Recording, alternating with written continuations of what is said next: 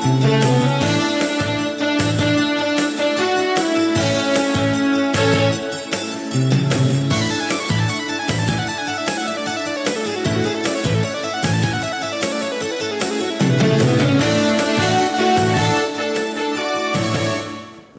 to Franklin County Home Health Agency's Where the Heart Is. I'm your host, Courtney Bates. Franklin County Home Health Agency offers a full range of high-quality home health care, hospice, and support services for people of all ages.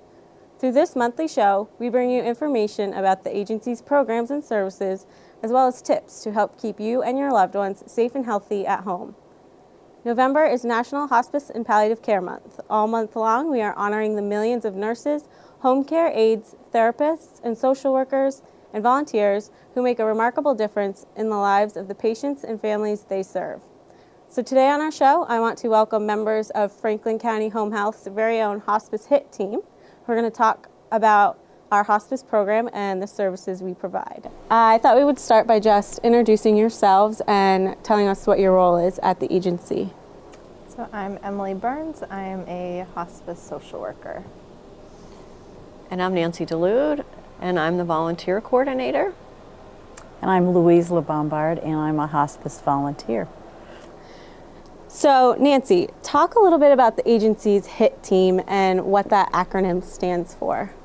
So HIT for us stands for Hospice Interdisciplinary Team, and it's comprised of the different team members that help to provide hospice care.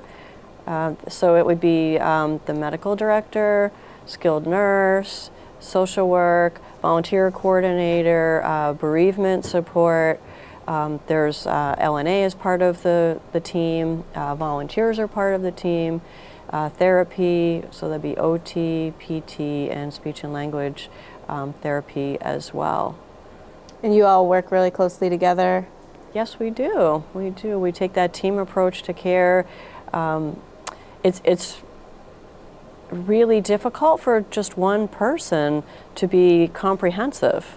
So hospice addresses the physical, emotional, spiritual, and social needs for people. So to have the support of your colleagues is just so instrumental. It helps us to provide the best care possible for our clients and their families too.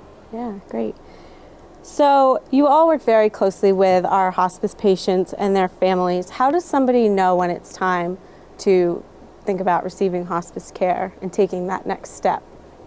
So I think it depends on the person. There are a couple different ways about it. Someone might go to a doctor and have that realization themselves where they feel like things aren't getting better, they've gone through so much treatment and they're ready to maybe just focus on comfort. A doctor might approach it with a patient if they have gone through, say, chemo and things like that, and they're feeling like it's time to focus on comfort. The doctor can put that referral in. It could be if they're in a nursing home, the nursing staff might talk to family about it. So there are many different ways that people can come to that conclusion. And many different disease processes too. A lot of people for years felt that hospice only provided care for cancer patients, but congestive heart failure, end stage of disease processes, heart failure, end stage COPD, certainly all the different cancers with anyone with a life-limiting illness that has a prognosis of 6 months or less to live would be eligible for hospice. So tell me a little bit about referrals. What are those and how do they work? So referrals can come from doctors, they can come from family members. You don't have to be a doctor to put in a referral to hospice, but that prognosis of 6 months or less is kind of the key piece to it. But it would be a matter of our intake would get a referral and then a nurse would be sent out to either the person's home or to a nursing facility to get looked over and see if they are, appropriate for hospice. Yep. Clinically eligible and meet all the parameters of what would be in the hospice assessment. And then if the person meets all of the criteria, then the doctor would go ahead and certify that this feels the person has indeed 6 months or less to live.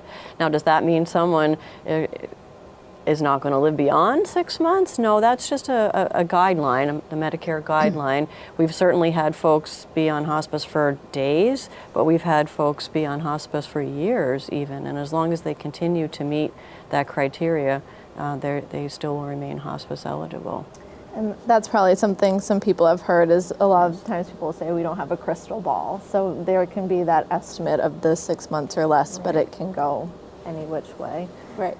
Right. And within the agency, we hear a lot of the surprise question. What is that question? And in terms of the question, does that change the amount of care somebody should be receiving? Or tell me a little bit about that. So the question is, in 6 months, would you be surprised if someone was still living?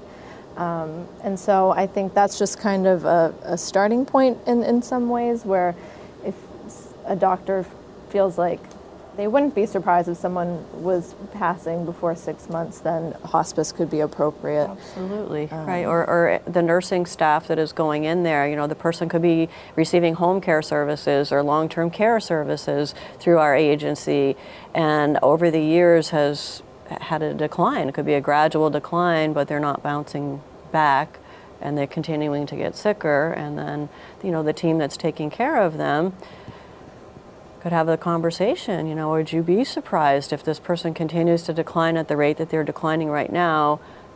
Would it be unrealistic to expect that they may not even be living 6 months from now? And if the answer is yes, then let's explore what else is available out there. Mm-hmm. Well, there's hospice services, and a lot of people feel that hospice is only in a residential home.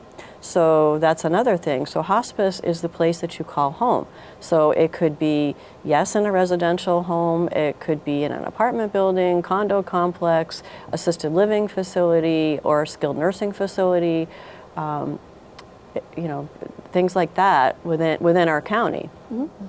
So that's exciting. People are living longer, and there are a lot more folks who do live in assisted living or community care homes. And we, as hospice, allow them to be able to stay in the place that they're calling home now, because we're providing that extra support.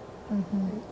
And as far as the care that would be offered to them, if someone were to be found eligible for hospice, it's a different group of supports, so it's still, they're getting the medical attention that they need, whether it be in a facility or in their home, which maybe they wouldn't have been able to get otherwise.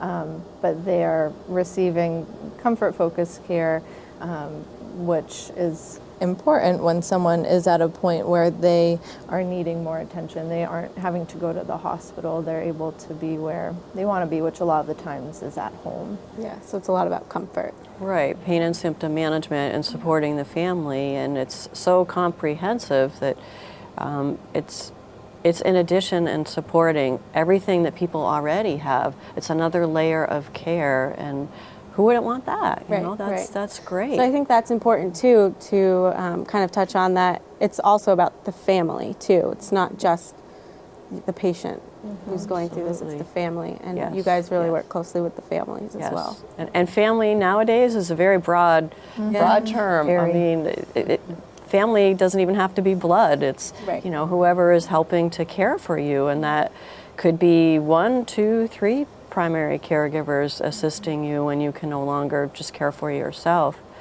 I always say hospice is about building relationships. And I say to folks, well, think about the best relationships that you've had in your lifetime. Could you say that it was so close if you had only met the person once or twice? It takes time to build that trust and care and things like that. So we really encourage folks to seek out the hospice care and help to build those relationships when there's still a lot of time. Mm-hmm. Yeah, and kind of to dovetail off of that, Emily, hospice, as we've said, is so much more than just the home care. What are some other services that our team provides to these patients and their families? Yep, so like Nancy had mentioned, the interdisciplinary piece of it is a huge part. So as far as my role as a hospice social worker, we're able to connect people with different resources in the community, whether that be Meals on Wheels, Lifeline, things like that. But then when it really comes down to it, a lot of it, I think across the board, interdisciplinary wise, is the emotional support. So we're going in and we're providing the clinical support, the medical piece of it, but then it's if someone's having a hard day, we're there to talk about it and really get down to the nitty-gritty of what's going on. And that's true for social work, but for volunteers, for the nurses, it's we all very provide universal. emotional support. Yeah, which is great. And I think in other ways that's not possible. So if you're in different atmospheres, it might not be as possible. But with hospice coming in and everyone working so closely together, it really works well for us. But for the families, I think they can feel that we're all talking afterwards and on the same page, and which is great. Yeah. Absolutely. And one great thing that Emily can do with folks, and she does a lot, is the advanced directives. A lot of people feel like when I come onto hospice, I have to have this all figured out already. And the reality is many do not already have their advanced directive taken care of. And Emily can meet with families and help them to navigate that. Yeah, so that is something that I think a lot of the times people don't have, and so that's something that I'm more than happy to sit down and just provide education if they want assistance with that, or leave it with them to look over and then come back to it a different time. But it's definitely something that not everyone has, and it's a good thing to look at, and we're happy to help with that. Yeah. So let's talk about volunteers. Volunteers play a crucial role in the hospice care that we're providing to these patients. So Nancy, tell me more about these volunteers and what somebody should know if they're interested in becoming a volunteer.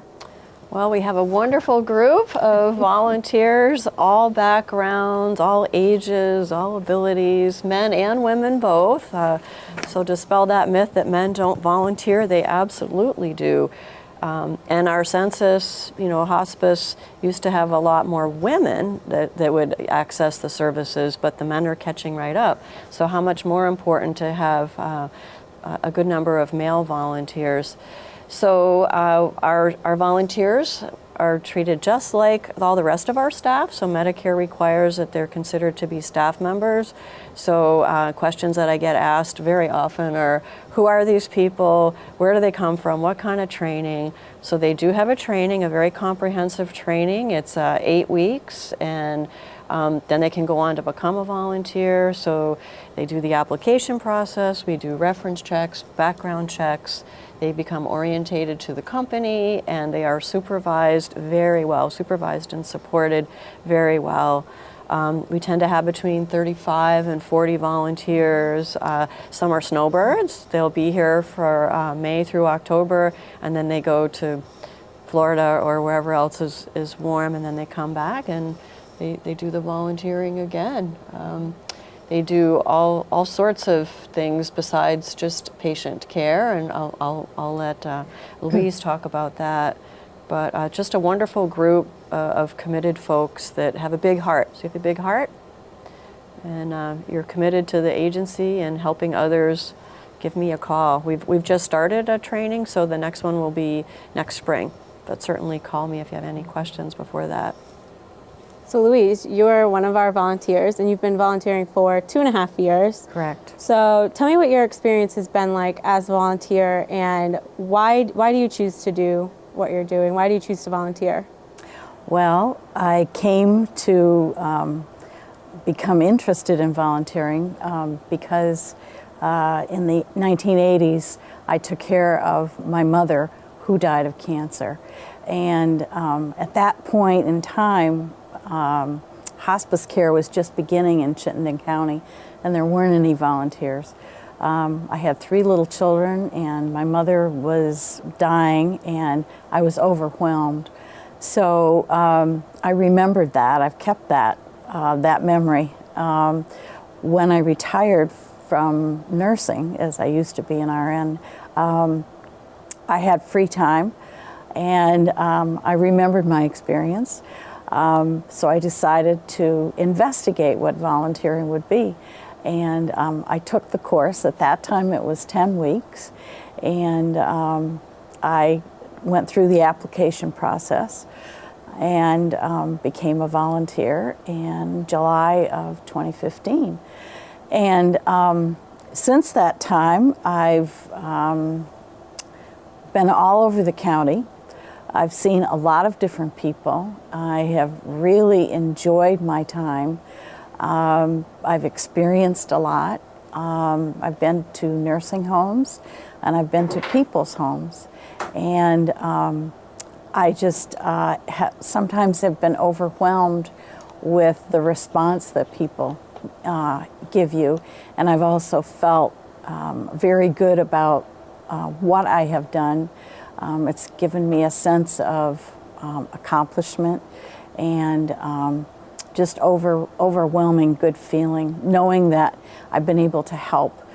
Death is a part of life, and if we can facilitate and make things easier for people going through the process, then we do. Some of the things that I've done is sitting with patients and talking, reading to them, helping with food preparation, sitting with the family. Sometimes the person who's on the hospice care sleeps the whole time I'm there, but the family is awake and alert, and they would like to talk. So I listen, and it's a skill that it has taken a while to acquire, but I enjoy it, and I always feel good about what I've done. And with a smile like that, Yeah. I mean, if that doesn't make anyone relax, you're just so welcoming and so friendly. Yeah. And I'm sure you've heard a lot of amazing stories. Oh, I have. Yeah, you and know. met some really I good had people. a client who was close to 90 years old, and she told me her love story between she and, her husband, who was her person that needed the care, and it was just remarkable. She went back over more than 60 years of her marriage, and I felt like I had just, been so privileged that day. Yeah, and I think it's also important too to mention you don't have to have any kind of clinical background to No, be you a don't. volunteer. Sometimes it's easier to not have that clinical background. You don't have to let go of all of the education and stuff that you've had. Very liberating, Yes. right? To say, yes. It's a challenge, I think, if I'd been a nurse for many years, but I took care of babies. I worked in the neonatal intensive care unit in Burlington. So this was a complete change. The other end of the spectrum. Yes, now. very Well, much there's the a lot other of end. similarities Right. between Yeah. coming into this world and departing this world. right. And it's pretty But awesome. it was a challenge in the beginning to not be Louise the nurse. And I had to work through that a little bit. And I think that's a common thing when nurses become volunteers. Yep. But I feel very confident in that now. And if I have any questions, I'm on the phone to Nancy. She's my guide. and it works well for me. Yeah. So Nancy, if somebody is interested in becoming a volunteer, how do they go about doing that? Calling me. Call our number 527-7531. You can look us up on the website too at fchha.org. Talk to other people, talk to families that have had hospice care too. It's great because although not everyone who takes the training goes on to become a volunteer, obviously we wish people would, but sometimes they're taking the training because they want to get education about family member or a friend, or they're just interested, or they're embarking on a medical career, and this is a great way to start that and start to build some relationships. It's really good. So yes, call me if you have any questions. So working together in the agency, I get to hear your stories all the time, and I'm so blown away just by the personal touch you put with every patient. So share with our viewers just some stories you have of times when you've gone above and beyond your call of duty to make this a personal experience for your patients. Oh, I can tell one from a past agency in a different state, but in the same role as hospice social worker that I've had. We had a family. There was a husband and wife who lived together, and the wife had cancer. I think she had pancreatic cancer, and she had mets to the brain, which was leading to her having a lot of paranoia towards her husband. And so it became evident that she needed to go into a facility in order for her to get the care she needed. So I was lucky enough to be able to be in there and help them get connected with the facility, get connected with the financial resources to be able to pay for that, and to see that progress of her being cared for in home and getting everything that she possibly could get, and be able to have that relationship with her husband still, and then be able to see her go into a facility where she could be cared for and he could just be the husband versus the caregiver. Yeah. And I think it meant so much to him to be able to be in that role again. I know for me, being able to be even just a little part of that process is something that'll always stick with me. And I actually saw him, so she ended up passing, and I saw him a few months later at the local hospital. And he saw me and got this big smile on his face and came up and gave me a big hug and just said, "Thank you for everything that you guys did." And I think it's those little things, the kind of the aftermath, or in the midst of all the chaos, kind of that moment where there is hope and you have people who are on your side to support you. And people just recognizing that, I think, is what for me really makes it all worth it. So I would say, kind of in a general way, because part of what hospice does is we provide bereavement support for 13 months after, and I've had the privilege of being able to go and spend time with family members after the client has passed away, and have really gotten to know the folks in a whole new way, because you are forever changed from the person who was caring for, and then helping them to see that there is hope and there is life after this significant person has died, and to celebrate with them when they have done their grief work. And I'm doing this, and I'm getting out, and I made a call today, and I feel like I'm doing well. I didn't think I would get to this point, but I am doing well. And to see what an impact doing that bereavement follow-up makes for families is really nice. We had this one couple that we took care of the wife, and he was very social, and it was really hard for him to not get out and do stuff. And he did accept volunteers a little bit, and then after she died, a few months later, we asked him if he would like to share his story, and we spent quite a bit of time. We went to the home, and he was talking all about the beautiful care that he had given her, and then what he was trying to do after. And then we did like an hour's worth of footage and crafted it down to a little bit. We gave him a copy of the whole hour that he had spent with one of the nurses and myself, talking with him in his home, and then he let others see it. And to be there with him when he was showing it, Yeah. Still brings tears to my eyes. Yeah. It's beautiful. We have lovely families. Yeah. Yeah. And I think it is, just to piggyback on that, I think it is, and we've talked about this in the past, just how lucky we feel being able to be allowed into people's homes and into their lives at such an intimate time. It's something that isn't overlooked by us. It's, I mean, what greater honor could there be than to be allowed to be a part of that journey? It's an amazing thing. Yeah. So to kind of bring it all together, why do you do what you do? What makes you get up every day and say, I'm still doing what I love and I'm doing the right thing? Why do you love what you do? I don't even know if I can put words to it. I mean, because Nancy's crying right now, it's that emotional. Just it's such a wonderful program, and it's just such an amazing thing to be a part of. And I think the emotional side of it and the human contact and being able to just be a part of people's lives in that way is just, I couldn't imagine doing anything It's a privilege. It is a privilege. Very much a privilege. Privilege. And that we can support one another, we support our community. I love that I live and I work and I volunteer in Franklin County. I love our community. I think it's awesome.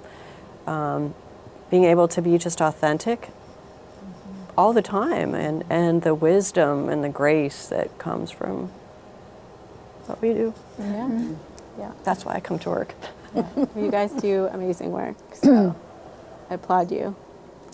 Well, I want to thank you guys for coming on the show today and talking with us about hospice care. I know it's a difficult conversation to have, but it's an important one to have. So thank you for Thank you coming for having and us. sharing a little more with our viewers who maybe weren't as educated or are interested in knowing more about hospice. Well, that's all the time we have for today. I again want to thank our guests from the Franklin County Home Health Agency Hospice team for coming on our show and for their dedication to providing high quality care and compassion to our hospice patients. For more information about the care and services Franklin County Home Health Agency provides, you can visit our website at www.fchha.org, or you can call our office at 802-527-7531. Thank you for watching and be well.